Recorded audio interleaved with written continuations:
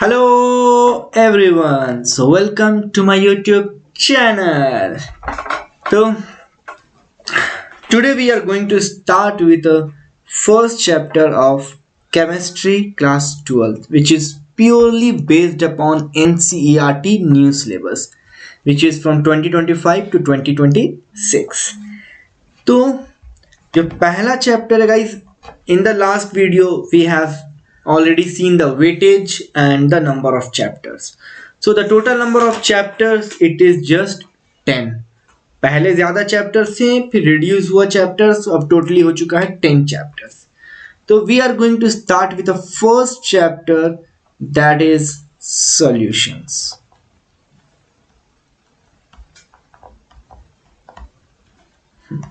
First chapter is solutions. तो life का solutions यहाँ नहीं मिलेगा, बट केमिस्ट्री का सॉल्यूशंस मिलेगा इधर. So see actually if will talk about chemistry, तो केमिस्ट्री हमारे मतलब डेली लाइफ के. सी सॉल्यूशन चैप्टर, ये जो चैप्टर ये फिजिकल केमिस्ट्री का. फर्स्ट ऑफ ऑल ये क्या है, सॉल्यूशन चैप्टर ये फिजिकल केमिस्ट्री का. तो अगर केमिस्ट्री बात करें, स्पेशली फिजिकल केमिस्ट्री, क्योंकि हम लोग फिजिकल केमिस्ट्री स्टार्ट कर रहे हैं, उसके बाद इनऑर्गेनिक, देन ऑर्गेनिक केमिस्ट्री, तो उसका बाद में बात करेंगे. तो फिजिकल केमिस्ट्री का अगर हम लोग बात करते हैं तो टोटली फिजिकल केमिस्ट्री क्या होता है, हमारे लाइफ से रिलेटेड होता है. सो जितना भी चीज करेंगे हम लोग फिजिकल केमिस्ट्री का, सब रिलेटेड होता है, सब रिलेटेड. कोई चीज यहाँ पर रटने का जरूरत नहीं पड़ता है. आपके स्कूल्स में, कॉलेजेस में टीचर बोलते होंगे इसका ये डेफिनेशन है, रट लो, या जो भी है. बट यहाँ पर क्या है कि हम लोग सब चीज समझेंगे, क्योंकि केमिस्ट्री समझने में ज्यादा अच्छा लगता है, इंटरेस्ट आता है.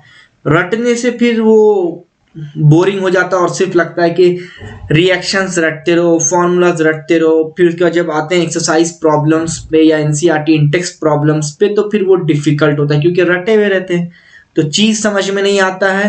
तो फिर एक्सरसाइज प्रॉब्लम्स सॉल्व नहीं होता है इजी, क्योंकि हम लोग तो रटे रहते हैं. तो यहाँ पर रटना नहीं, केमिस्ट्री समझना है. अगर केमिस्ट्री को समझ गए, समझ के अगर किए, तो फिर बहुत इजी हो जाता है, क्योंकि ये कॉन्सेप्ट होता है, कॉन्सेप्चुअल बेस्ड क्वेश्चंस आते हैं एग्जाम्स में. तो कॉन्सेप्ट बहुत बहुत बहुत इंपॉर्टेंट है. तो चैप्टर का नाम क्या है, सॉल्यूशंस. तो हम लोग पूरा चैप्टर बेसिक से लेकर के पूरा करेंगे, एक एक टॉपिक करेंगे, इंपॉर्टेंट चीज करेंगे, क्वेश्चंस करेंगे, सब करेंगे यहाँ पे. तो अब देखो, सॉल्यूशंस से पहले सबसे पहले क्या होता है कि सॉल्यूशंस में कुछ भी मिलाते हैं. अभी जैसे कि सॉल्यूशन बोल देंगे कि वाटर, ठीक है, 1 ग्लास ऑफ वाटर, उसमें 1 स्पून ऑफ शुगर मिक्स कर रहे हैं. तो शुगर, वाटर, स्पून, ग्लास, सब तो कुछ ऑब्जेक्ट्स या कुछ ना कुछ चीज है, तो उसको क्या बोलते हैं. तो बेसिक से स्टार्ट करेंगे, वो सब चीज क्या होता है, मैटर. तो देखो, हम लोग मैटर्स क्लास 8 से पढ़ते हुए आ रहे कि मैटर. वो मैटर नहीं, लाइफ वाला मैटर नहीं कि वो लड़ाई हो गया, वो भाई झगड़ा हो गया, भाई आ जाओ किधर, वो मैटर हो गया, मारेंगे. वो मैटर नहीं, ठीक है. ये केमिस्ट्री वाला मैटर, वो वाला मैटर अलग है. तो मैटर सारा चीज, जितना भी चीज हमको मालूम है, क्लास 8 से पढ़ते हुए 8, 9, 10 3 साल पढ़े, इवन 7th में भी है मैटर.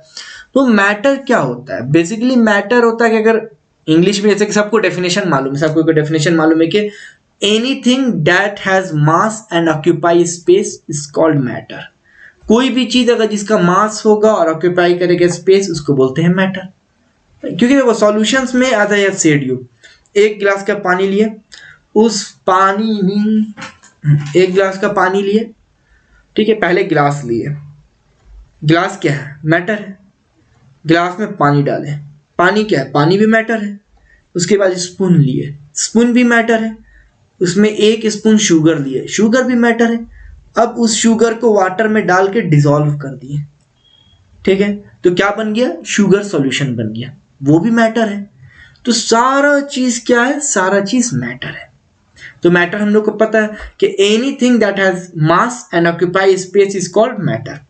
नोट्स का जरूरत नहीं है, तभी नोट्स का टेंशन नहीं लेना, क्योंकि नोट्स पूरा मैं आपको दूंगा, पीडीएफ के फॉर्म में नहीं मिलेगा. नोट्स आपका ऐसा रहेगा. पहले हम लोग कहाँ गए भाई, पहले हम लोग टॉपिक समझेंगे. टॉपिक समझने के बाद मैं आपको ऐसा दिखा दूंगा, आप पॉज करके स्क्रीनशॉट ले लेना या पॉज करके लिख लेना नोट्स को। तो नोट्स आपको इस पीडीएफ फॉर्म में ही नहीं मिलेगा, आपको खुद से नोट्स लिखना पड़ेगा। नोट्स यही चीज लिखना है, ठीक है।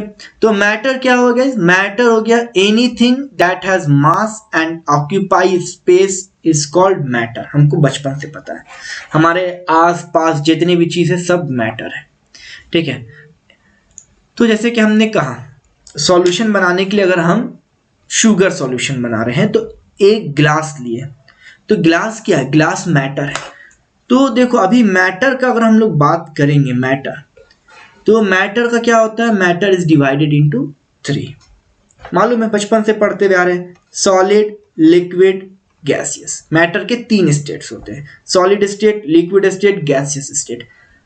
मालूम है एक और एक स्टेट होता है, बट वो स्टेट पढ़ते नहीं। वो स्टेट का नाम क्या है? प्लाज्मा स्टेट, ठीक है, प्लाज्मा स्टेट।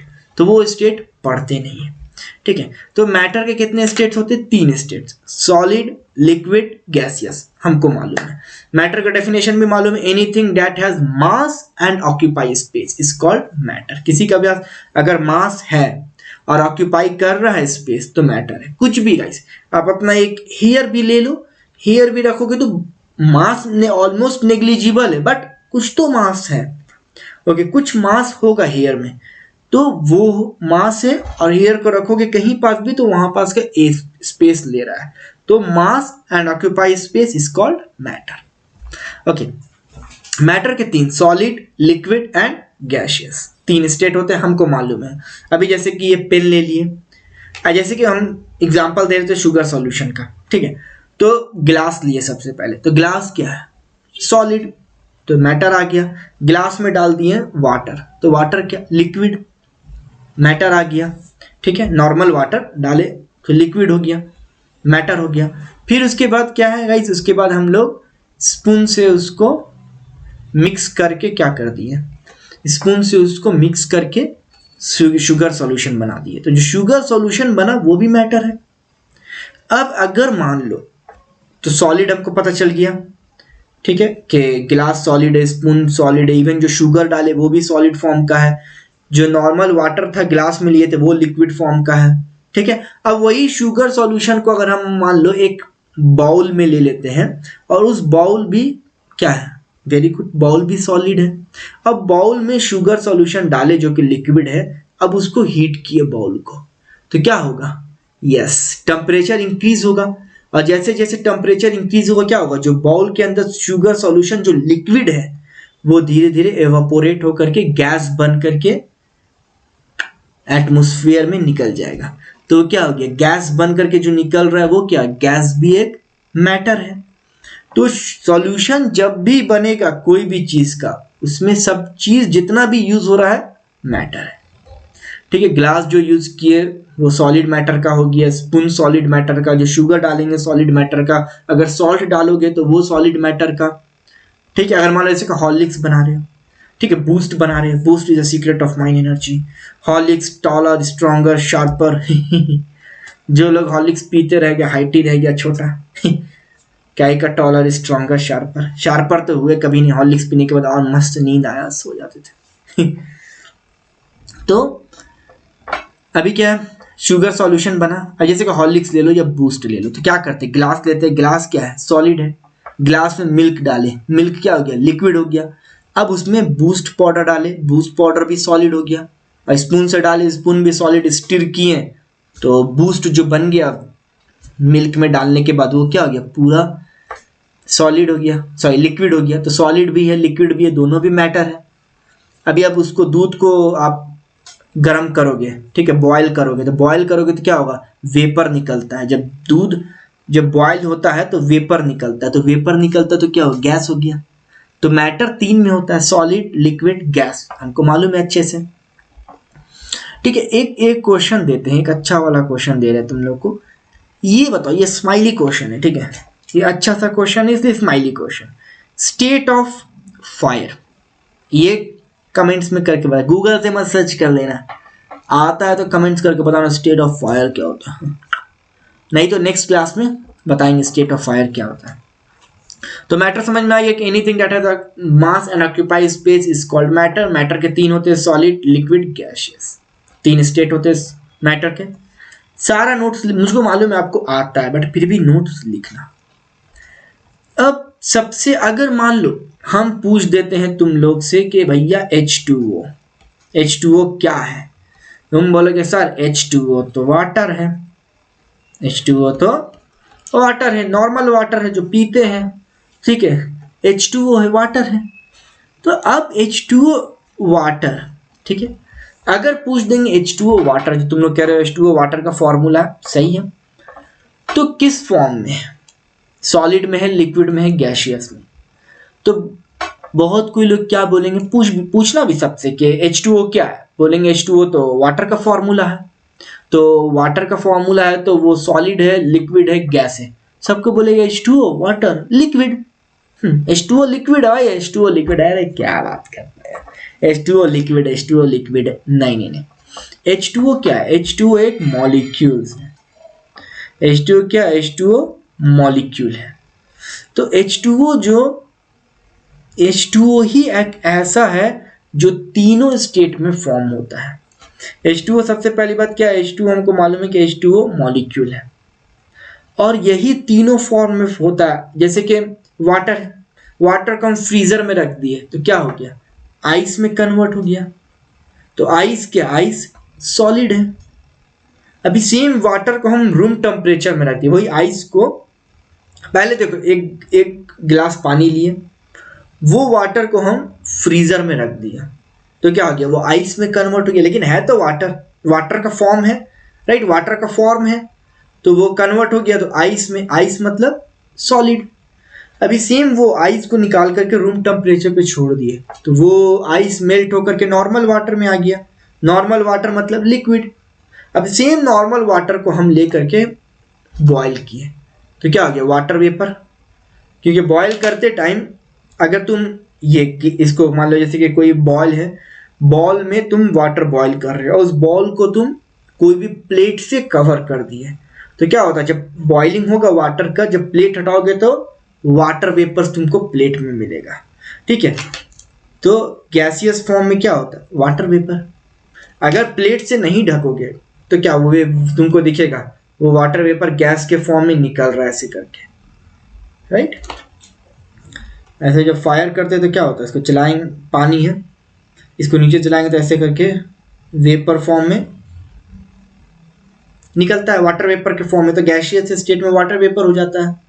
तो H2O मॉलिक्यूल है जो ऑल मतलब तीनों स्टेट्स में फॉर्म होता है, सॉलिड में भी, लिक्विड में भी, गैसियस में भी, ठीक है। अब देखो अगर किसी भी चीज का स्टेट पे बात करते हैं, क्योंकि देखो अभी जो मैटर का बात कर रहे हैं तो मैटर कितने स्टेट पे होता है, तीन स्टेट पे, सॉलिड, लिक्विड, गैसियस। तो अब कैसे पता करते हैं कि स्टेट किस पे डिपेंड करता है, क्योंकि रैंडम तो नहीं बोल सकते सॉलिड होगा, लिक्विड होगा, गैसियस होगा। तो स्टेट होता है कैसे सॉलिड से लिक्विड में चेंज हो जा रहा है, लिक्विड से गैस में चेंज हो जा रहा है, गैस से फिर सॉलिड में आ जा रहा है, या लिक्विड से सॉलिड में आ रहा है, गैस से सॉलिड में आ रहा है, गैस से लिक्विड में आ रहा है, सॉलिड से डायरेक्ट गैस में जा रहा है। तो ये सब क्या है, स्टेट चेंज है। हमको मालूम जैसे कि सॉलिड से लिक्विड में जाएगा, लिक्विड से गैस में जाएगा तो बॉइलिंग हो गया, ठीक है, सॉलिड से डायरेक्ट गैस में सब्लिमेशन है, तो ये मालूम है, ठीक है। बट जो स्टेट होता है, नॉर्मल स्टेट, जो कन्वर्जन, जो स्टेट कन्वर्जन होता है वो किस पे डिपेंड करता है, जो भी स्टेट कन्वर्जन होता है वो दो चीज पे डिपेंड करता है। पहला हो गया थर्मल एनर्जी और दूसरा हो गया फोर्स ऑफ अट्रैक्शन, ठीक है। जो भी स्टेट होता है, कोई भी स्टेट होता है, किस पे डिपेंड करता है, स्टेट जो भी होता है, स्टेट डिपेंड्स करता है दो चीज पे, thermal energy and force of attraction. अब देखो थर्मल एनर्जी मतलब, थर्मल मतलब क्या होता है, हमको सबको मालूम है, थर्मल मतलब heat, thermal energy means heat energy. Thermal मतलब क्या होता है, हीट होता है, राइट। सो सॉरी, थर्मल मतलब क्या गाइस, थर्मल मतलब हीट, तो थर्मल एनर्जी मतलब हीट एनर्जी। तो हीट कैसे आता है, हीट कैसे आएगा, जब टेम्परेचर इंक्रीज होगा, राइट। जब टेम्परेचर इंक्रीज होगा तो क्या होता है, हीट बढ़ता है। अभी फायर हम किए, अभी फायर का हम टेम्परेचर इंक्रीज कर रहे हैं तो क्या होगा, हीट बढ़ेगा। तो अभी जैसे कि 30 degree Celsius, 40 degree, 50 degree, 60 degree, जैसे समर में, गर्मी में 38, 40, 45, 50 चला जाता है तो क्या आता है, टेम्परेचर राइज हो रहा है, तो हीट इंक्रीज हो रहा है। तो वही thermal energy means, thermal means heat. तो हीट एनर्जी डायरेक्टली किस पे डिपेंड होता है, हीट एनर्जी डायरेक्टली डिपेंड होता है टेम्परेचर पे। हीट एनर्जी किस पे डिपेंड होता है, हीट एनर्जी टेम्परेचर पे डिपेंड होता है। अभी टेम्परेचर इंक्रीज करेंगे तो क्या होगा, हीट एनर्जी इंक्रीज होगा। सो टेम्परेचर इंक्रीज होगा, हीट एनर्जी इंक्रीज होगा। तो टेम्परेचर और थर्मल एनर्जी दोनों प्रोपोर्शनल है। ये क्या इशारे कर रहा है मजनू, ये क्या इशारे कर रहा है, कैसे उठाएगा उनके मामा को वो वाला नहीं है। तो थर्मल एनर्जी इंक्रीज हो रहा है, क्यों, क्योंकि टेम्परेचर इंक्रीज हो रहा है। तो thermal energy is directly proportional to temperature. Temperature increase हो रहा है तो थर्मल एनर्जी इंक्रीज होगा, क्योंकि थर्मल एनर्जी क्या होता है, heat energy. Heat directly depend करता है टेम्परेचर पे। अभी देखो सॉलिड है, सॉलिड में टेम्परेचर क्या होता है, सॉलिड में टेम्परेचर एकदम लो होता है, तभी सॉलिड का पार्टिकल्स आर क्लोजली पैक्ड, एकदम क्लोजली पैक्ड होते हैं। ठीक है, फिर जैसे ही हम एकदम टेम्परेचर मान लो 100 डिग्री कर दिए, 100 डिग्री सेल्सियस, तो क्या होगा, बॉयल होने लगेगा। बॉयल होकर के मतलब गैसियस फॉर्म में आ जाएगा, गैसियस स्टेट में आ जाएगा। तो जब थर्मल एनर्जी मतलब हीट एनर्जी किस पे डायरेक्ट डिपेंड करता है, टेम्परेचर पे, क्योंकि टेम्परेचर राइज किए हीट एनर्जी राइज होगा। सो जो थर्मल एनर्जी है, हीट एनर्जी, ये किस में मैक्सिमम होता है, गैस में मैक्सिमम होता है, क्योंकि मालूम है गैस में टेम्परेचर एकदम हाई होता है, तभी ना पार्टिकल्स, देखो सॉलिड में पार्टिकल्स क्लोजली पैक्ड, लिक्विड में पार्टिकल्स क्या होता है, लिक्विड में particles have space between them, but gaseous में स्पेस कहाँ होता है, negligible space between the particles. Particles एकदम भाई मजे में रहते हैं। ठीक है, ग्रीन फ्लैग हो जाता है, कोई चीज का टेंशन है, वो मजे मजे तो देखो ऐसा रहता है ना, सॉलिड में पार्टिकल्स ऐसा क्लोजली पैक्ड, एकदम क्लोजली पैक्ड। ठीक है, ऐसा पूरा क्लोजली पैक्ड हो जाता है। ठीक है, ऐसा क्लोजली पैक्ड, पूरा ऐसा क्लोजली पैक्ड होता है। लिक्विड में क्या होता है, लिक्विड में पैक्ड होता है but we have a small space between them, थोड़ा थोड़ा स्पेस होता है लिक्विड में। लेकिन गैसियस में क्या होता है, गैसियस स्टेट में भाई साहब बाबू भैया, गैसियस में इतना दूर दूर में होता है, ब्रेकअप हो जाता है भाई, ऐसा एकदम ऐसा। ओके, तो ये गैसियस सिस्टम में क्या होता है, टेम्परेचर सबसे हाई होता है, तभी पार्टिकल्स आपस में रहता ही नहीं है, क्योंकि टेम्परेचर इंक्रीज होगा तो क्या होता है, हमको मालूम है कि जो बॉन्ड है वो ब्रेक होता है। टेम्परेचर इंक्रीज होगा तो क्या होगा, जो बॉन्ड है, ये पार्टिकल्स के बीच का बॉन्ड है, ये बॉन्ड ब्रेक होना स्टार्ट हो जाएगा। तो जब एकदम हाई टेम्परेचर, तो बॉन्ड तो बनेगा ही नहीं बनेगा, इसलिए एकदम स्पेस जो होता है बहुत हाई होता है। तो क्या होता है कि थर्मल एनर्जी जो हीट एनर्जी होता है डायरेक्टली प्रोपोर्शनल ऑफ टेम्परेचर, और सबसे हाई किस में होता है, गैसियस स्टेट में थर्मल एनर्जी सबसे हाई होता है। फिर दूसरा है स्टेट जिस पे डिपेंड्स करता है फोर्स ऑफ अट्रैक्शन। ठीक है, फोर्स ऑफ अट्रैक्शन मतलब एक पार्टिकल्स और दूसरा पार्टिकल्स कितने फोर्स ऑफ, मतलब कितना फोर्स ऑफ अट्रैक्शन है वो दोनों के बीच में। तो सबसे ज्यादा फोर्स ऑफ अट्रैक्शन किस में होता है, सॉलिड में। तो देखो फोर्स ऑफ अट्रैक्शन मतलब क्या, अभी जैसे कि देख लो, अभी जैसे कि ये पार्टिकल्स यहाँ है, तो फोर्स ऑफ अट्रैक्शन बढ़ा तो क्या होगा, ये पार्टिकल्स क्लोज आने लगेगा, आपस में क्लोज आने लगेगा, क्योंकि फोर्स ऑफ अट्रैक्शन जब बढ़ रहा है तो इसका मतलब क्या है, इसका मतलब कि ये ऊपर से प्रेशर बढ़ रहा है इन पे।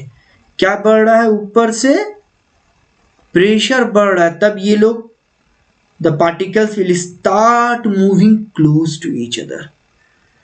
अभी यहां पास प्रेशर और बढ़ेगा, प्रेशर और बढ़ेगा तो क्या है कि पार्टिकल्स और पास में आएगा, और पास में आएगा।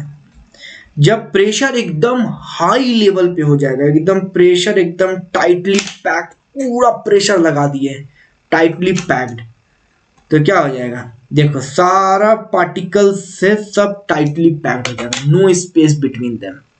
तो फोर्स ऑफ अट्रैक्शन किस पे डिपेंड करता है? प्रेशर पे। तो क्या होता है कि जैसे पार्टिकल्स दूर में है, प्रेशर लगा पार्टिकल्स पास में आ रहे हैं, प्रेशर लगा स्पेस कम हो रहा, पार्टिकल्स पास में आ रहे हैं, प्रेशर लगते जा रहा, क्या हो रहा है? प्रेशर लगा रहे हैं ना, जैसे प्रेशर लगा रहे हैं तो स्पेस कम हो रहा है, स्पेस कम हो रहा है तो क्या होगा? जब एकदम स्पेस कम हो जाएगा तो पार्टिकल्स एकदम आपस में आके एकदम पूरा सड़ जाएंगे।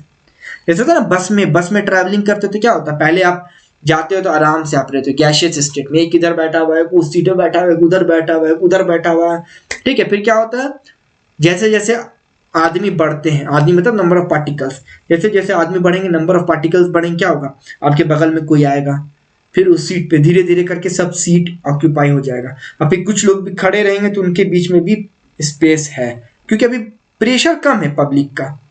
फिर जैसे स्टॉपेज आएगा पूरे लोग अंदर घुसेंगे, अंदर आदमी आएंगे, अंदर मतलब नंबर ऑफ पार्टिकल्स अंदर आ रहे हैं, तो क्या होगा? उस टाइम आप पूरा टाइटली पैक्ड हो जाओगे, हिलने का भी जगह नहीं मिलेगा, हिलने का भी जगह नहीं मिलेगा। तो मतलब क्या है? प्रेशर बहुत है, उधर से प्रेशर पड़ा, आपको आगे से पीछे से सबको एक दूसरे पर प्रेशर पड़ रहा है, और बस वाला दरवाजा बंद कर देता है, और प्रेशर और सब एक दूसरे पे दबा हुआ, पूरा प्रेशर में टाइटली पैक्ड। भैया प्रेशर में क्या होता है, एक आदमी सडनली टर्न किया, उसका मुंह आपका मुंह के सामने,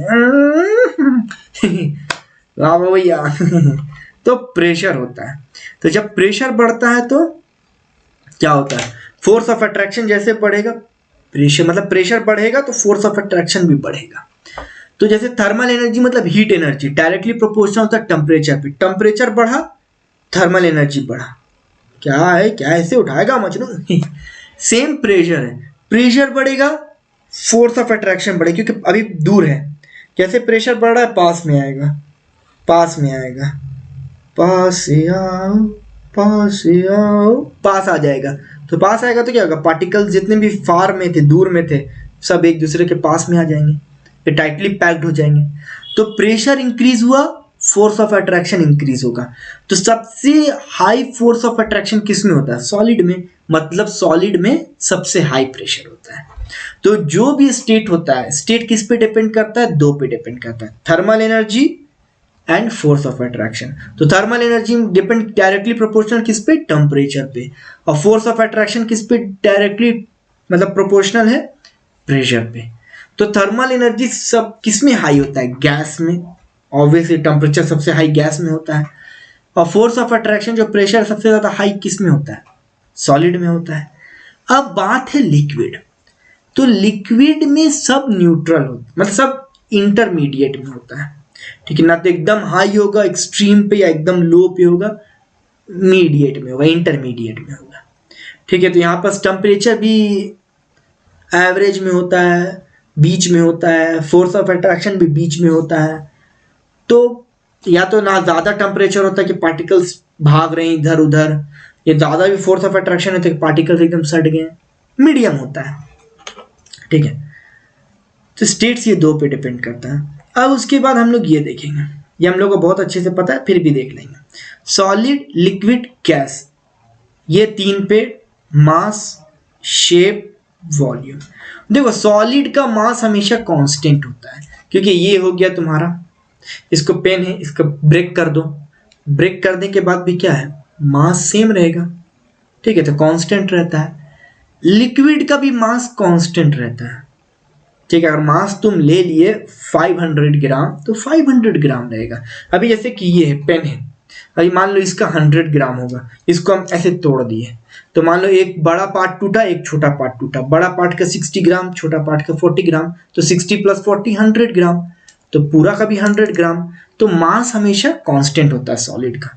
लिक्विड का भी मान लो 500 ग्राम का पैकेट लिए हो तुम, ठीक है, लिक्विड वाटर मान लो 500 ग्राम का लिए हो, इसको तुम दो पैकेट में डिवाइड कर दो, एक में मान लो 400 ग्राम, एक में 100 ग्राम, तो फिर भी 500 का 500 ही रहेगा, उसी में से आप डिवाइड करोगे तो वो बढ़ेगा भी नहीं घटेगा भी नहीं। फिर गैस भी कांस्टेंट होता है, गैस भी कांस्टेंट होता है, जैसे कि सिलेंडर में आपका गैस आता है, भले डिफरेंट टाइप्स ऑफ गैस होता है बट गैस रहता है उसमें, तो वो भी कांस्टेंट। एक बार जितना भर दिए अब बंद कर दिए तो कांस्टेंट है। अब खुला छोड़ दोगे तो वो निकलेगा इधर उधर, वो नहीं। मास मतलब आप उसमें डाल करके बंद कर दिए, सिलेंडर को सील कर दिए, तो मास क्या है, कांस्टेंट है। ठीक है। अब शेप, सॉलिड का शेप तो भाई फिक्स्ड होता है। ठीक है, ये पेन है, आज भी ऐसी शेप में रहेगा, कल भी ऐसी शेप में रहेगा, अनटिल एंड अनलेस इसमें आप कुछ नया दिमाग लगाया। पेंसिल रहता है ना, पेंसिल लेकर के पीछे हम लोग चिढ़ाया। ठीक है, तो क्या होता है, शेप माँ बहन एक कर देते हो। तो शेप सॉलिड में फिक्स्ड रहता है until unless you will not do something छिड़कानी। नाउ लिक्विड में शेप कैसा होता है, मालूम है, लिक्विड में शेप हमेशा कंटेनर का ले लेता है। अभी जैसे कि मान लो वाटर है, अभी आप उसको बॉटल में डालोगे तो बॉटल का शेप ले लेगा, अभी आप उसको बाउल में डालोगे तो बाउल का शेप ले लेगा, अभी आप उसको ड्रम में डालोगे तो ड्रम का शेप ले लेगा। और गैस का भी सेम कंडीशन है, वो कंटेनर का शेप ले लेता है। ठीक है, जो कंटेनर में डालोगे वैसा शेप में ले जाएगा गैस, क्योंकि उसका खुद का शेप होता नहीं है। अब वॉल्यूम, तो सॉलिड का वॉल्यूम फिक्स्ड है, obviously solid are tightly packed particles, तो वॉल्यूम उसका फिक्स्ड होता है। जैसे मास फिक्स्ड है, कांस्टेंट रहता है, शेप भी फिक्स्ड है, तो वॉल्यूम भी इसका फिक्स्ड ही रहेगा, कुछ चेंज नहीं होगा। लिक्विड का भी वॉल्यूम फिक्स होता है, जैसे कि मैं बोला मास कांस्टेंट होता है तो वॉल्यूम भी इसका फिक्स्ड होगा। अभी 1 लीटर मिल्क ले लिया, 1 लीटर मिल्क को 3 गिलास में डाल दिए, एक में 400 ml, एक में 300 ml, दूसरे में तीसरे में 300 ml, तो क्या होगा, टोटल 1 लीटर का डाले 400 ml, 300 ml, 300 ml, तो 1000 ml, तो 1 ही लीटर है, तो वॉल्यूम इसका फिक्स्ड रहता है। बट गैस का जो वॉल्यूम होता है, गैस का मतलब, गैस का देखो, गैस को आप देख भी नहीं सकते हो, गैस को मतलब सिर्फ फील कर सकते हो, या जैसे परफ्यूम में स्प्रे करते हो तो कुछ टाइम के लिए आपको गैस दिखेगा, उसके बाद इनविजिबल हो जाता है। तो गैस मतलब इनफाइनाइट एक्सपेंडेबल होता है उसके पास प्रॉपर्टीज। तो अभी क्या है कि अभी एक कंटेनर में, जैसे कि मान लो ये मेरे पास बॉक्स, ये है, क्या बोलते हैं भाई इसको, क्या है, पेन बॉल पेन का ये है बॉक्स है। ठीक है, तो अभी इसमें हम बॉल पेन ऐसे डाल रहे हैं, तो अभी अंदर भी सेम है, अभी हम इसको बंद कर दिया। ठीक है, तो पेन का मास वॉल्यूम सेम है, अभी हम इसको ऐसे बाहर निकाल दिए तो भी इसका मास और वॉल्यूम सेम रहेगा, इसका भी मास एंड वॉल्यूम सेम रहेगा। ठीक है,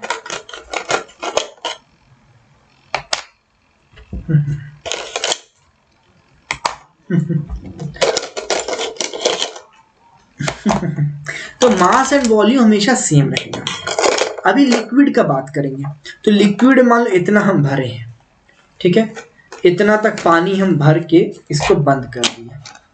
ठीक है, मास एंड वॉल्यूम फिक्स है। अब इसको हम ओपन कर दिए तो भी वॉल्यूम फिक्स है, क्योंकि वाटर इतना का इतना ही स्प्लिट आउट नहीं हो रहा है, वॉल्यूम फिक्स है। बट गैस का हम इतना गैस फिल करके बंद किया इसमें। ठीक है, तो इसका वॉल्यूम अभी ये बॉक्स का वॉल्यूम ले लिया है, बट हम जैसे इसको ओपन करेंगे क्या होगा, सब गैस निकल करके एक्सपैंड हो जाएगा और फिर ये रूम का वॉल्यूम ले लेगा। तो इसलिए इसको बोलते हैं इनफाइनाइट एक्सपेंडेबिलिटी होता है गैस का वॉल्यूम। ठीक है, कंटेनर का लेता है, कंटेनर मतलब अगर इसमें है तो इसका कंटेनर ओपन किए तो इनफाइनाइट एक्सपेंडेबल हो जाएगा रूम में, तो रूम उसके लिए कंटेनर हो जाएगा, फिर रूम में शेप लिया रहेगा। तो गैस इसलिए कंटेनर बोलते हैं, गैस का कंटेनर ही बोलते हैं, लेकिन इनफाइनाइट एक्सपेंडेबल होता है, क्योंकि अगर छोड़ दिए उसको बाहर ओपन करके बॉक्स को, तो वो बाहर निकल जाएगा और फिर बॉक्स के बाद पूरा रूम का शेप में आ जाएगा, तो रूम में इनफाइनाइट एक्सपेंडेबल। बट लिक्विड वैसा नहीं है, अगर इसको इतना हम लिक्विड भरे हुए अंदर ओपन भी करेंगे, स्प्लिट नहीं कर रहे हैं, ओपन करके बस ऐसे रखे हुए, तो लिक्विड उतना को उतना ही रहेगा, फिक्स रहेगा वॉल्यूम। तो ये तीनों में डिफरेंस होता है। फिर अब नेक्स्ट है तुम्हारा अब आएंगे हम लोग प्रॉपर सॉल्यूशंस में। तो अभी सॉल्यूशन मतलब क्या होता है कि कोई भी चीज को हम लेंगे और वो डिसॉल्व हो रहा है किसी भी चीज में, तो वो क्या होता है, सॉल्यूशन। तो देखो सॉल्यूशन मतलब जैसे कि देखो सॉल्यूशन में हमको मालूम है, जैसे कि हम बोले कि एग्जांपल लेंगे वाटर में शुगर मिक्स किया, ठीक है, तो वाटर है और शुगर है, दोनों को मिक्स कर रहे हैं, तो क्या मिक्सचर बन रहा है, mixture of sugar and water, mixture of mixture of sugar and water, ठीक है, mixture of sugar and water.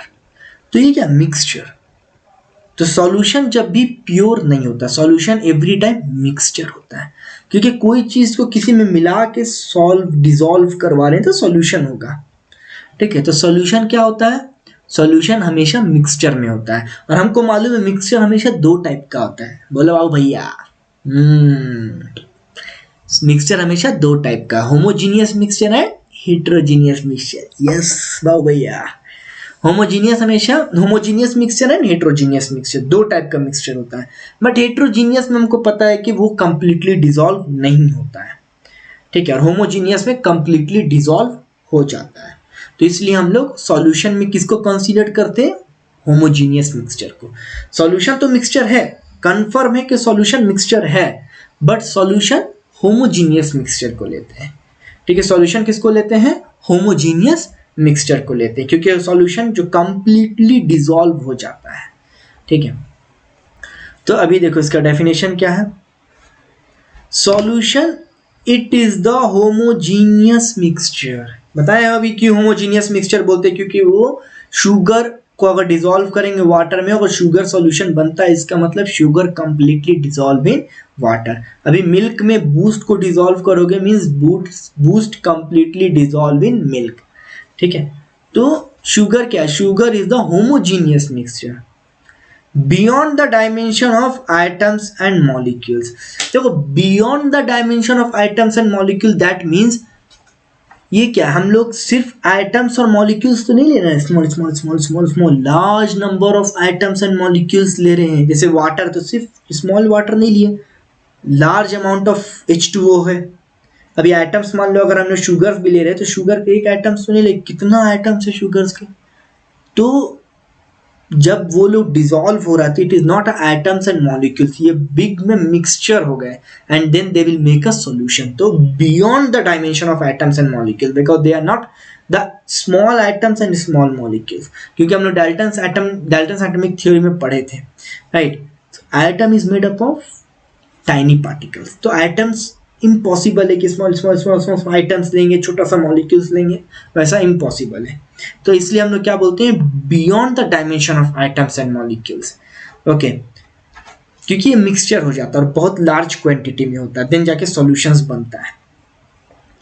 Molecules of to और मोर कंपोनेंट्स, देखो बहुत इंपॉर्टेंट चीज है सॉल्यूशन में, क्यों बोलते हैं टू और मोर कंपोनेंट्स, क्योंकि देखो अभी 1 गिलास ऑफ वाटर लिए, 1 गिलास ऑफ वाटर में हम शुगर ऐड किया, ठीक है, तो कितना कंपोनेंट्स हो गया, एक कंपोनेंट वाटर, एक कंपोनेंट शुगर, 2 कंपोनेंट्स हो गया। बट वाटर में हम शुगर के साथ सॉल्ट भी तो ऐड कर सकते हैं। वाटर 1 गिलास का लिए, एक कंपोनेंट, 1 गिलास वाटर लिए, एक कंपोनेंट, उसमें 1 स्पून शुगर डाले, डिसॉल्व किए, तो क्या हो गया, शुगर हो गया सेकेंड कंपोनेंट। फिर उसके बाद 1 स्पून सॉल्ट लिए, सॉल्ट को डिसॉल्व किए, तो क्या हो गया, सॉल्ट हो गया थर्ड कंपोनेंट। अब 1 स्पून हम हॉर्लिक्स ले लेंगे, अब हॉर्लिक्स को लेकर के डिसॉल्व करेंगे, तो क्या हो रहा है, सब डिसॉल्व हो रहा है वाटर में। तो कितना कंपोनेंट्स हो गया, 4 कंपोनेंट्स हो गया, एक वाटर हो गया, शुगर, सॉल्ट, हॉर्लिक्स, 4 कंपोनेंट्स। इसलिए बोला गया है solution is a homogeneous mixture because it completely dissolve, that mixture we will consider pure solution. Beyond the dimension of items and molecules of 2 or more components, 2 or more components means I can take the 2 components water and sugar। क्योंकि देखो sugar में sugar what you will dissolve, water में water क्या dissolve, तो water 1 component, उसमें sugar dissolve किए, 2 component हो गया, तो मिनिमम 2 कंपोनेंट्स होगा, maximum more than 2 component, like salt dissolve कर दिए तो 3 कंपोनेंट हो गया, हॉर्लिक्स डिसॉल्व कर दिए तो 4 कंपोनेंट्स हो गया। तो जब 4 कंपोनेंट्स होगा तो वो आइटम्स एंड मॉलिक्यूल्स में नहीं काउंट होगा, वो मिक्सचर चला जाएगा बहुत ह्यूज अमाउंट का। इसलिए beyond the dimension of items and molecules of 2 और मोर कंपोनेंट्स, ये प्रॉपर डेफिनेशन है सॉल्यूशंस का। एग्जाम से पूछता है डिफाइन सॉल्यूशन। ठीक है, अब देखो सॉल्यूशन में क्या प्रेजेंट होते हैं, कंपोनेंट्स। सॉल्यूशन में क्या प्रेजेंट होते हैं, कंपोनेंट्स। हमको मालूम है आइदर 2 और मोर देन 2, बट सॉल्यूशंस में कंपोनेंट्स प्रेजेंट होते हैं। अब कौन से कंपोनेंट्स होते हैं हमको मालूम है। देखो अगर जब भी सॉल्यूशन का बात करेंगे, जब भी सॉल्यूशन का बात करेंगे तो सॉल्यूट प्लस सॉल्वेंट ये जा करके देता है हमको सॉल्यूशंस। सॉल्यूट प्लस सॉल्वेंट तब जाके क्या मिलता है, सॉल्यूशंस। ठीक है, सॉल्यूट में सॉल्यूशन लाएगा तो मिलेगा सॉल्यूशन। सॉल्यूशंस कितने टाइप के होते हैं जल्दी बोलिए। हाँ, सॉल्यूशंस होते हैं दो, मतलब सॉरी दो टाइप में। सॉल्यूशंस कितने कंपोनेंट्स का होता है, 2 कंपोनेंट तो मिनिमम होता है, या 3 4 5 ऐसा कंपोनेंट्स हो सकता है। तो सॉल्यूशंस किससे बनता है, कंपोनेंट से बनता है। कितने मेजर कंपोनेंट्स होते हैं, 2, सॉल्यूट सॉल्वेंट। 2 कंपोनेंट्स होता है, सॉल्यूट सॉल्वेंट। ठीक है, तो अब सॉल्यूट किसको बोलते हैं, सॉल्वेंट किसको बोलते हैं। तो याद रखना जब भी कोई चीज का सॉल्यूशन बनाओगे उसमें जो भी लेस अमाउंट में प्रेजेंट है वो सॉल्यूट होता है, और जो मोर अमाउंट में प्रेजेंट होता है वो सॉल्वेंट होता है। जैसे कि मान लो 1 ग्लास वाटर लिया, ठीक है, उसमें हम 1 स्पून शुगर ऐड किए। उधर नहीं, इधर इधर फोकस करो, वहां नहीं, यहाँ मारेंगे, मार चप्पल होश ठंडा कर देंगे। इधर देखो, तो शुगर है, सॉरी 1 ग्लास वाटर है। ओके, 1 ग्लास वाटर हो गया। अब उसमें हम ध्यान से समझना, 1 स्पून शुगर डालें। ठीक है, तो water 1 glass water, 1 glass water नहीं वो भी तो 250 ml होता है, 250 ml वाटर है। ठीक है, उसमें 1 स्पून शुगर डालें, तो किसका क्वांटिटी ज्यादा है, वाटर का क्वांटिटी ज्यादा है या शुगर का क्वांटिटी ज्यादा है, बताओ। ओ सॉरी, रिकॉर्डिंग क्लास कहाँ से बताओगे। शुगर का क्वांटिटी लेस होता है, वाटर का क्वांटिटी हाई होता है, राइट। तो यहां पर शुगर मोर क्वांटिटी में हो गया, मतलब मोर अमाउंट में, तो शुगर हो गया सॉल्वेंट। और लेस क्वांटिटी मतलब लेस अमाउंट में हो गया, सॉरी, हाँ समझ गए, तुमने समझ, अंडरस्टैंड द फीलिंग गाइस। तो अभी क्या है कि मोर अमाउंट में, ठीक है, मोर क्वांटिटी मोर अमाउंट में कौन है, वाटर है, तो वाटर हो गया सॉल्वेंट।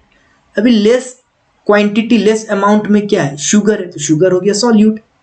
तो हमेशा सॉल्यूशंस बनता है 2 कंपोनेंट लेंगे, solute plus solvent. Solute plus solvent will give solutions. तो सॉल्यूट एंड सॉल्वेंट कैसे पता करेंगे, रटेंगे तो नहीं, बाय हार्ट नहीं करेंगे, सॉल्यूट और ये होगा सॉल्वेंट, नहीं वैसा नहीं। तो सॉल्यूट एंड सॉल्वेंट में रटना नहीं है, बाय हार्ट नहीं करना है, बस हमको देखना है सॉल्यूशन। अभी हम तुमको दिए शुगर सॉल्यूशन दिए, तो शुगर सॉल्यूशन में पता चलेगा कि 1 ग्लास ऑफ शुगर है, 1 ग्लास ऑफ वाटर है, 1 स्पून ऑफ शुगर है। तो वाटर यहाँ पर मोर अमाउंट में है, तो जो मोर अमाउंट में प्रेजेंट हो सॉल्वेंट हो जाएगा। तो मतलब वाटर यहाँ पर सॉल्वेंट है, और लेस अमाउंट में क्या प्रेजेंट है, शुगर, तो जो लेस अमाउंट में प्रेजेंट है वो सॉल्यूट हो जाएगा, तो शुगर सॉल्यूट हो गया। बट देखो सॉल्वेंट ओनली 1 सॉल्वेंट होगा, but solute more than 1 solute. ये कैसे हो गया भाई, कैसे हो गया, हर पूरा मूड खराब कर दिया। इतना अच्छा से समझ में आ रहा था, बोल के पूरा मूड खराब। नहीं पढ़ना, चलो बंद करो, जा गए। नहीं, देखो क्या है ना कि अभी जैसे कि 1 ग्लास वाटर लिया, 250 ml ऑफ वाटर लिया, उसमें हम 1 स्पून शुगर डालें, 1 स्पून सॉल्ट डालें, 1 स्पून हॉर्लिक्स डालें, तो 1 ग्लास ऑफ वाटर में 1 स्पून शुगर लेस है, तो शुगर हो गया सॉल्यूट। 1 स्पून सॉल्ट वो भी लेस है, तो सॉल्ट भी हो गया सॉल्यूट। 1 स्पून हॉर्लिक्स भी लेस है, तो वो हो गया सॉल्यूट। बट सॉल्वेंट क्या है, 1 glass of water, so 1 glass of water ये मोर अमाउंट में है, तो 1 ग्लास ऑफ वाटर ही रहेगा, ठीक है, एक ग्लास ऑफ वाटर क्या रहता है, वाटर ही रहेगा। तो इसलिए सॉल्वेंट हमेशा मोर अमाउंट में एंड ओनली वन सॉल्वेंट, क्योंकि वाटर में सिर्फ वाटर है, तो ये more amount and only one quant means only one solvent, ये हो गया सॉल्वेंट हो गया। ओनली वन सॉल्वेंट रहेगा मोर अमाउंट में। लेकिन सॉल्यूट क्या होता है, सॉल्यूट टू वन से ज्यादा हो जाएगा, वन और मोर देन वन। क्यों वन और मोर देन वन होगा, क्योंकि इतना वाटर है, उसमें हम 1 स्पून शुगर भी ऐड कर सकते हैं, 1 स्पून सॉल्ट भी ऐड कर सकते हैं, 1 स्पून हॉर्लिक्स भी, तीनों साथ में ऐड कर देंगे। तो तीनों का जो क्वांटिटी है as compare to water which is solvent which is more in amount, और तीनों का जो क्वांटिटी है लेस है एज कंपेयर टू वाटर। तो 3 सॉल्वेंट सॉरी 3 सॉल्यूट, एक सॉल्वेंट, एक सॉल्वेंट क्या हो गया, वाटर।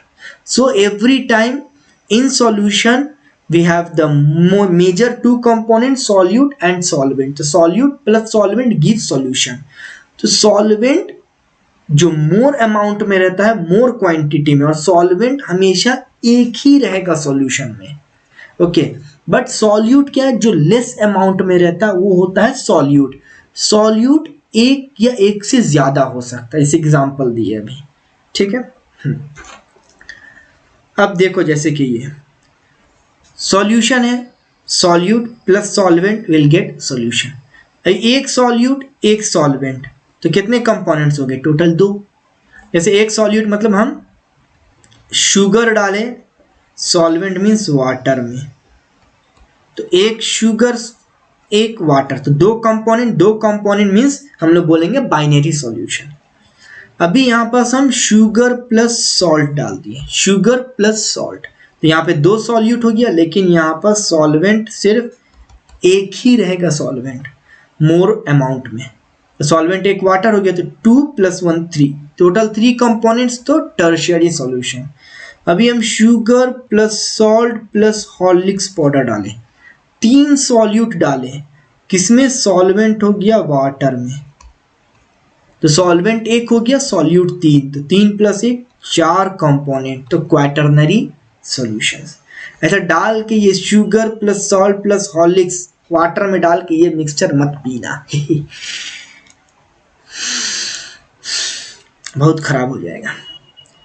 तो यहां तक सबको समझ में आई है। अगर क्वेश्चन में मेंशन नहीं है कि वो टर्शरी सॉल्यूशन है या क्वाटरनरी सॉल्यूशन है, तो हम लोग उसको कंसीडर करते हैं कि बाइनरी सॉल्यूशन। एक जो दिया रहेगा जो लेस अमाउंट करेगा उसको बोलेंगे सॉल्यूट है, एक सॉल्यूट, और जो एक जो ज्यादा अमाउंट में प्रेजेंट होगा उसको बोलेंगे एक सॉल्वेंट है, तो बाइनरी सॉल्यूशन। अब नेक्स्ट आता है गाइस एक्वस सॉल्यूशन। किसको बोलते हैं एक्वस, बताओ। बोलो बोलो बोलो। देखो लिखना है नोट्स, पॉज कर लो और लिख लो, ये सेम नोट्स लिख लो, ठीक है। अपने से भी कुछ बनाने की जरूरत नहीं, क्योंकि बना करके एकदम स्पेसिफाइड वे में हम तुमको दे रहे हैं। अगर और लिखने का जरूरत लग रहा है तुमको खुद से कुछ इंपॉर्टेंट पॉइंट्स, तो लिख सकते हो, नहीं तो इतना इनफ है।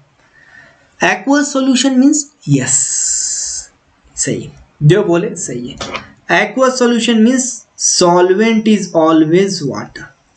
एक्वस सॉल्यूशन मतलब सॉल्वेंट ऑलवेज वाटर होगा, तभी वो एक्वस सॉल्यूशन है। Example, if I will tell aqueous NaOH, if I will say you aqueous NaOH or aqueous HCl, तो aqueous NaOH means NaOH as a solute but H2O as a solvent.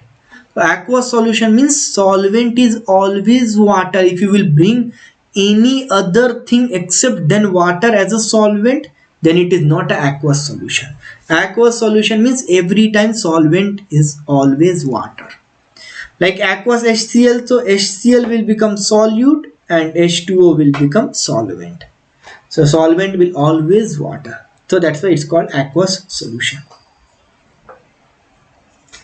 ठीक है guys, pause कर लेना, लिख लेना notes, because you are not going to get the PDF, and this is only the notes you can refer, because again you have to read the books and you have to write the notes, तो ये notes enough है।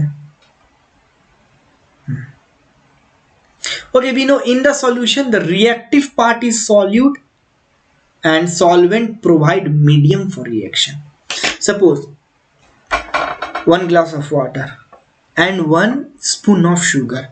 So sugar will completely dissolve in water. Water will not dissolve in sugar, right? Sugar will completely dissolve in water. So what is happening? Sugar is reacting in water and it will get completely dissolved.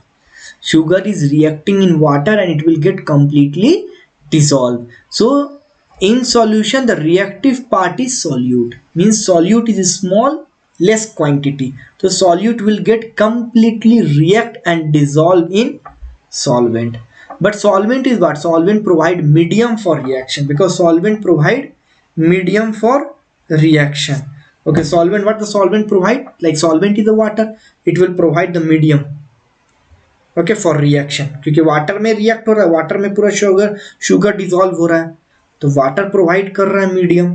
क्या भाई मेरे में तुम less quantity के हो, react हो मेरे से, डिजॉल्व हो जाओ पूरा, आ जाओ समा जाओ मेरे में। तो solution means the reactive part is solute and solvent provide medium for reaction. So that's why solvent should be in more amount, because solvent will provide the medium for reaction to take place. आ जाओ समा जाओ मुझ में। Okay, अभी last topic है आज के class का एंड सबसे इंपॉर्टेंट है मोल कॉन्सेप्ट। देखो मोल कॉन्सेप्ट मतलब एक, मतलब बोल सकते हैं कि एक डिफाइंड वैल्यूज है। मोल कॉन्सेप्ट मीन्स एक डिफाइंड वैल्यूज है जिसमें हम लोग कुछ भी चेंजेस नहीं कर सकते। मोल कॉन्सेप्ट मीन्स क्या है? एक डिफाइंड वैल्यू, एक फिक्स्ड वैल्यू है जिसमें कुछ चेंजेस नहीं हो सकता और कुछ चेंजेस नहीं कर सकते, इम्पॉसिबल है। ओके, जैसे मोल कॉन्सेप्ट मतलब जैसे कि अभी तुम गए शॉप में, ठीक है, शॉपकीपर को जाके बोले कि भैया 1 kg दाल देना, 1 kg दाल, तो fine, 1 kg is fixed, 1 kg is fixed, 1000 ग्राम मतलब 1 kg, तो उसको मालूम है क्योंकि 1000 ग्राम है तो 1 kg होगा, तो वो पोर करेगा, वहां देखेगा मशीन में 1 kg आ गया तो स्टॉप करेगा, हाँ लो भाई 1 kg दाल लेके चले जाओ। भैया 1 लीटर दूध देना, तो दूध का भी 1 लीटर पैकेट आता है या 500 ml का आता है, तो तुमको 1 लीटर दे देगा, तो फिक्स है 1 लीटर, मतलब 1 लीटर का पूरा पैकेट दो या 500 ml का 2 पैकेट दे दो। 1 लीटर ऑयल देना, तो ऑयल का भी फिक्स्ड है, ठीक है। 1 kg एप्पल देना, तो वेजिंग मशीन में भी देखता है कि 1 kg आया तो बस। 1 kg एप्पल मांगोगे तो 500 ग्राम एप्पल नहीं दे सकता क्योंकि फिक्स्ड है 1 kg एप्पल। अभी 1 kg एप्पल मतलब 2 kg नहीं दे सकता, फिक्स्ड है, राइट। मार पीट हो जाओ, मारम भोसड़म घुसड़ी भाई, फाइटा फाइटी मार होगा, ठीक है, तो वैसा नहीं चेंज कर सकता है। अभी तुम शॉपकीपर को जाके बोलोगे कि भैया हमको 250 पीस ऑफ दाल दो, 250 पीस ऑफ दाल, भाई जो मारेगा दौड़ा दौड़ा के, ऐसा मारेगा दौड़ा दौड़ा के, एकदम बोलेगा भाग, पहली फुर्सत में निकल, जब मार चपले चप्पल, जब मार चपले चप्पल, समझ रहे हो? तो अगर तुम जाके बोल दो कि 250 पीस ऑफ दाल दो, भाई वो आएगा, वो मतलब फिक्स ही नहीं, क्योंकि 200, अभी तुम जाके बोलोगे 250 पीसेस ऑफ पेन, तो वो 250 पीसेस ऑफ पेन दे देगा, 1 पेन 2 पेन 3 पेन ऐसे काउंट करके दे देगा, और 1 पेन का 5 रुपया, तो 250 इंटू 5 वो फिक्स है, ठीक है। अगर 5 रुपया का पेन है, तुम 200 पीस ले लो, 300 पीस ले लो, वो 5 रुपया का 5 ही रुपया देगा। अरे तुम ऐसे भी कर दो, वो 5 रुपया का 5 ही रुपया देगा, ठीक है। तो ये मोल कॉन्सेप्ट मीन्स एक वैल्यूज होता है जो कि फिक्स्ड हो सकता है, फिक्स होता है, इसको हम लोग कुछ चेंजेस नहीं कर सकते, ठीक है। जैसे कि पढ़े होगे 9th स्टैंडर्ड में, 10th स्टैंडर्ड में पढ़े होगे कि ये वैल्यूज पढ़े होगे, 6.023 इंटू 10⁻23 एवोगैड्रो नंबर और एवोगैड्रो कांस्टेंट, मालूम बाप को मत सिखा, ओके, मालूम। You are saying that sir we have studied 6.022 into 10⁻23, दोनों सेम है भाई, दोनों सेम है। सी मैंने क्यों यहाँ पर 6 यहाँ पर इसलिए 23 लिखा क्योंकि पावर भी 23 है, ये भी 23, तो कंफ्यूजन नहीं हो, ठीक है, याद करने में इजी हो। बाकी 6.022 भी सही है, 6.023 भी सही है, दोनों सही है। जॉन बनेगा डॉन, जॉन बनेगा डॉन, ओके, दोनों सही है। तो अगर कोई भी बोलेगा 1 मोल, जैसे बोलते हैं ना 1 kg, तो तुम डायरेक्ट बोलते हो 1000 ग्राम, सही है, तो फिक्स्ड है। 1 किलोमीटर, 1 किलोमीटर मतलब 1000 मीटर, उतना ही जाना है 1 किलोमीटर। अभी बोले तो 1 लीटर पेट्रोल डालो, तो वो 1000 ml डालेगा, वो 1500 ml या 1200 ml या 900 ml या 800 ml नहीं डालेगा, ठीक है। तो डाल देगा तो भाई तुम ही उसके ऊपर पेट्रोल डाल के गया, ऐसा तो तुम कॉलर उठा के चलोगे, है कि नहीं। तो वो फिक्स्ड होता है। तो वही मोल मतलब ऐसा वैल्यू जो फिक्स्ड है, उसमें चेंजेस नहीं कर सकते, ठीक है। तो अभी 1 मोल, कोई भी तुमको बोलेगा रैंडमली 1 मोल का वैल्यू बताओ, तो 1 मोल का वैल्यू हमेशा फिक्स होता है 6.023 इंटू 10⁻23। हम 23 लेंगे क्योंकि 23 23 दोनों सेम होता है, याद करने में आसानी होगा। तो 1 मोल क्या होता है 6.023 इंटू 10⁻23, इसको बोलते हैं Avogadro number, Na। A indicates Avogadro, N indicates number, Avogadro number. तो 1 मोल क्या होता है, 1 मोल हमेशा फिक्स्ड होता है 6.023 into 10⁻23, that's called Avogadro number. तो ये क्या है गाइस, ये नंबर है, ये नंबर है, ठीक। अब एकदम ध्यान से समझना, जो भी दिमाग में गाइस है, जिसके बारे में सोच रहे हो, गर्लफ्रेंड बॉयफ्रेंड अभी क्लास खत्म करके भाग रहा है, कुछ भी सोच रहे हो, निकाल करके किनारे रख दो 5 मिनट के लिए, और ये टॉपिक समझ जाओ, बस खत्म। बहुत इंपॉर्टेंट है मोल कॉन्सेप्ट, एग्जाम में इससे रिलेटेड क्वेश्चंस आएंगे और आता भी है, ओके। तो 1 मोल का क्या वैल्यू है 6.023 इंटू 10⁻23 नंबर। तो ये जो दिए हैं value guys, this is a number, क्या नंबर, 6.023 इंटू 10⁻23 क्या Avogadro number, number, okay. We are talking about mole. तो अब देखो, जब भी हम लोग मोल का बात करते हैं, mole can be expressed in terms of 3, mole को एक्सप्रेस्ड करेंगे इन टर्म्स ऑफ 3, 3 पत्ती 3। तो अब देखो 3 मतलब सबसे पहला होता है mole in terms of number, number का बात मतलब एवोगैड्रो नंबर, ठीक है, नंबर का बात मतलब एवोगैड्रो नंबर। फिर दूसरा होता है मोल इन टर्म्स ऑफ मास, मास मतलब मोलर मास, मास मतलब मोलर मास। और हम सबको मालूम है मोलर मास कैसे निकालते हैं, राइट। जैसे कि मान लो H2O है, इसका मोलर मास निकालो, 11th में पढ़े हुए मोलर मास, फॉर्मूला मास सबको मालूम है कैसे निकालते हैं, इवन 10th में ही पढ़े हुए। तो हाइड्रोजन कितना होता है, एटॉमिक मास 1 होता है, हाइड्रोजन का एटॉमिक मास 1 होता है, तो 1 इंटू कितना हाइड्रोजन है 2 एटम्स, 1 इंटू 2 प्लस ऑक्सीजन कितना होता है 16 होता है एटॉमिक मास, तो 1 इंटू 2 2 प्लस 16 18, ठीक है। तो ये क्या हो गया मोलर मास, ठीक है। तो इस तरह से मोलर मास निकालते हैं, सबको मालूम है मोलर मास कैसे निकालते हैं, ठीक है। तो जब भी मोल का बात करेंगे हम लोग, जब भी मोल का बात करेंगे, तो सबसे पहला चीज याद रखना, mole is that type of number, और जो भी बोल सकते हैं मास या कुछ भी, मोल मतलब वो है जो हमेशा फिक्स्ड रहता है क्वांटिटी में, उसमें कुछ चेंजेस या अल्टरेशन नहीं कर सकते। It's not like the girl mood swing keep on changing, नहीं नहीं नहीं, नहीं। वैसा नहीं है। अभी अगर देखो मोल कॉन्सेप्ट 3 के टर्म्स में डिफाइंड होता है। पहला किस में डिफाइन होगा, इन टर्म्स ऑफ नंबर। अगर नंबर के टर्म्स में डिफाइन कर रहे हैं मोल को, तब कौन सा नंबर, एवोगैड्रो नंबर, क्योंकि एवोगैड्रो नंबर हमेशा फिक्स्ड होता है 6.023 इंटू 10⁻23, इसलिए moles in terms of number, Avogadro number fixed, fixed है। मोल्स हमको मालूम फिक्स्ड होता है, तो एवोगैड्रो नंबर फिक्स्ड है, इसलिए moles in terms of number, Avogadro number. फिर सेकंड, अगर moles in terms of mass, moles in terms of मास तब मोलर मास, मोल्स आगे एक्सप्लेन करेंगे, बस इतना समझो ना अभी। मोल्स इन टर्म्स ऑफ मास का बात करें, मास मतलब मोलर मास, क्योंकि सब कंपाउंड का मोलर मास फिक्स होता है। अभी H2O तो H2O का एवरी टाइम 18 होगा। अभी जैसे कि CO2 कार्बन डाइऑक्साइड का 44, एवरी टाइम कार्बन डाइऑक्साइड का 44 ही रहेगा, तो फिक्स्ड है। अभी H2O लिए तो 18 फिक्स्ड है, ठीक है। CO2 कार्बन डाइऑक्साइड लिए तो 44 फिक्स्ड है।